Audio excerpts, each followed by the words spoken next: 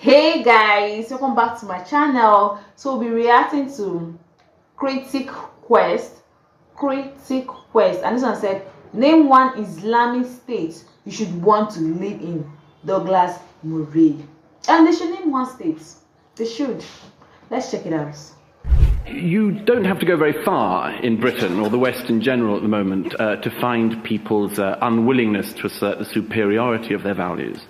But they know the superiority of their values because they live with the superiority of their values. I talk at a lot of campuses, and I was at one last night in London where a student got up and started protesting because I had said that an Islamist government was of itself a bad thing, which I think it is. I just said to this student, and it's not a hard question you'd have thought to ask, I just said, well, name me one Islamist government state that you would want to live in. Hold on to your hats, folks. This debate is about to get explosive. You're about to witness a clash of civilizations, a battle for the very soul of the West. On one side, we have Douglas Murray, a fearless champion of Western values, unafraid to speak truth to power. On the other, a chorus of voices seeking to undermine the very foundations of the society that allows them to express their dissent. Get ready for fireworks. And this is a serious question, ladies and gentlemen. It is also a personal question, and one which, if people were honest, they would admit is personal. As a gay man, there's not a country that's run by Muslims which I could live in. One of my best friends is in hiding again tonight, Diane Hirsi Ali, because of what she says, and she'd be killed if she went to any Muslim country. And I think that matters. And I think the way in which this affects our personal lives does matter, and we should not ignore it. We have the great blessing of living under this system, and we take it for granted, and we spit on it, and we can because we're living in that freedom. But I beg you, ladies and gentlemen, not to pretend that that means that we shouldn't assert the superiority of that system, because that is what it is. It is a superior system. And a culture, if there is such a thing as a cohesive Western culture, which gave the 20th century 2 world wars, in which nearly 100 million people died, in which 6 million people were sent to death camps, by the Germans and many more by the Russians. A culture which can do that really must be superior if it can point a finger at others and claim its moral superiority. Mr. Glass treated us to a textbook example of Western masochism.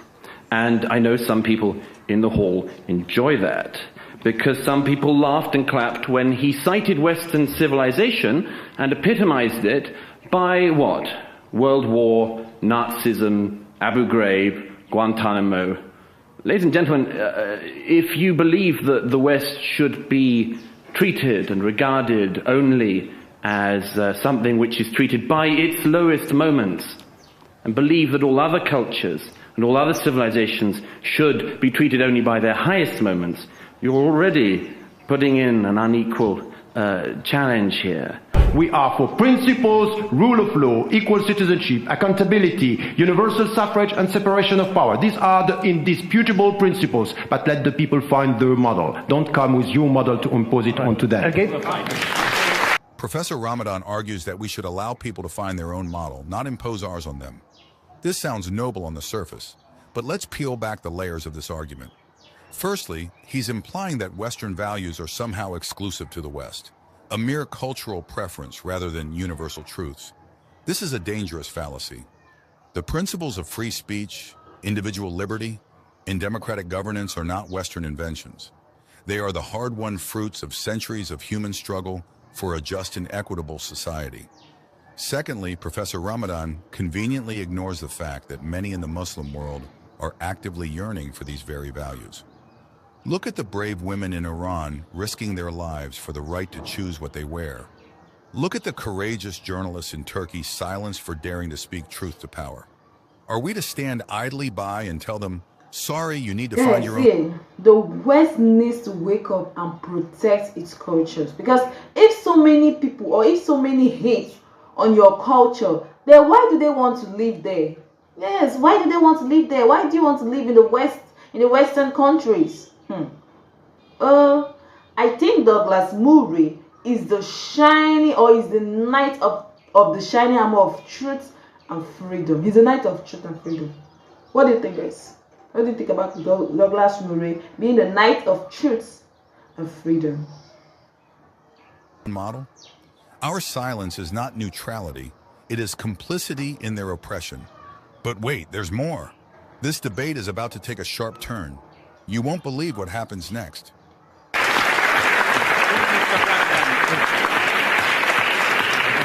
What Professor Ramadan is doing is the reverse side of what I hear a lot of conservative right-wing politicians doing now, which is effectively we just have to give them a lot of time. You tend now to hear the thing about people needing their own reformation, Islam being 600 years younger and all this kind of thing. I recently heard exactly the same thing as Professor Ramadan was saying, uttered by Norman Lamont, Baron Lamont of Tehran.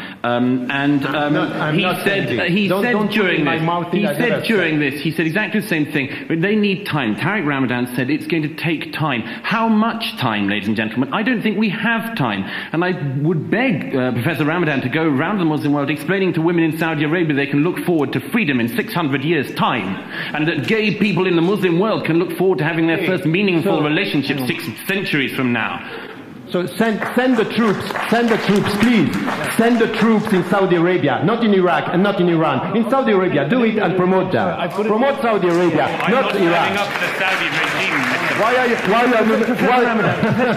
are you not asking the troops to go to Saudi Arabia because of geostrategic? One moment, please. Look, it's not about Islam, as the lady said so rightly at the back. What about Buddhism? What about Confucianism? All these other systems. I think the key one has to bear in mind is, for all that we have to be proud of the West, I believe it is in the arrogant and forceful association of the superiority of Western values that we have consistently undermined all that is most precious in our civilization. Why we compare them with Muslim values, I agree with the lady. We could have focused on Buddhist values, we could have focused on any other types of values. The reason why it kept on coming back to it is, as you know, because this is the matter of our time. And it is not hard at the moment to notice the calls for the different type of societies that people want to create, and that there is a clear difference. And I hope, ladies and gentlemen, when you vote for the right side tonight, you make this clear. There is a difference between the Western states, which practice their own values that we sometimes mistakenly call Western values, and yes, we should call them liberal values, and yes, we should call them universal values, but we identify them with the West because they came from the West, because they were nurtured in the West. If we do not assert our values, ladies and gentlemen, who will? Who will assert them across the Muslim world? Who are the reformers in the Muslim world going to look to when they want to see and desperately need separation of church and state? If we do not say, if we do not assert and state that we believe that is the best way to live, who is going to do it in the Muslim world? Who is going to feel emboldened to do it? And Urshid Manji said a few weeks ago when she was in London, said this: if you give up on us, if you give up on yourselves, people like me are dead. And ladies and gentlemen, I think we should take that call seriously. To assert the superiority of Western values is to state the obvious. It's to have faith in ourselves, and it's to have faith in other people. Thank you. Murray makes a crucial point.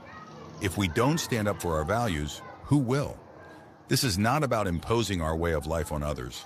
It's about defending the principles that have allowed us to create the most free and prosperous societies in human history. The reformers in the Muslim world, those risking their lives for basic freedoms, are looking to the West for inspiration and support. They are not asking for a Western model. They are demanding the universal values that the West has championed for centuries. If we abandon our principles out of fear of being labeled arrogant, we betray not only ourselves, but also those fighting for freedom around the world. This debate is a wake-up call for all of us. We must be proud of our values and unafraid to defend them. Like this video if you agree with Douglas Murray's powerful message. See, you cannot go into someone's country and force your way on someone else. Like, have respect. It's not your world. Okay, if you really want all these things to happen, why can't you go to Iraq, Afghanistan, which other country again, Bangladesh, all those Arabic or Muslim countries? Why can't you go there and stand up and speak and say all these things you are saying? Because the Western countries, it's free, its freedom is top notch. Like they think I don't even know how I want to put it, but because Sure, I don't blame the Muslims and every. It's because of the way the Western cultures or the Western country is. Yes, because the Western countries are too free. Because if you go to all these Muslim countries, the Muslim countries are not free like that. That you don't dare dress anyhow in their street. You don't dare talk anyhow in their street. That is an example of if you are in Rome, behave like a Roman. You don't dare behave anyhow in a Muslim country. But because the Western culture, they think everything is free, you do whatever you want to do, freedom of this, freedom of that, freedom blah blah. That is why. And bravo to Douglas Murray, because there is universal right and universal wrong. And he's always right as usual. If you guys don't protect your values because no one else is going to do it, then who else? Who will do it? You guys should protect your value because nobody else is going to do it for you. Nobody is going to do it for you. But you yourself, you have to do it. Kudos to Murray because he always said the right thing. Let me know your thoughts in the comment section. Let me even throw this question to you guys. Let me name one Islamic state you should want to live in. As for me, I wouldn't want to live in a Muslim country. But if I'm invited for anything, I will go. Even if I will go to the way I will compose myself, But for me to just say, I'm going to the Muslim country to go and chill, to go and do this one, to go, no. They don't see me, They don't see me.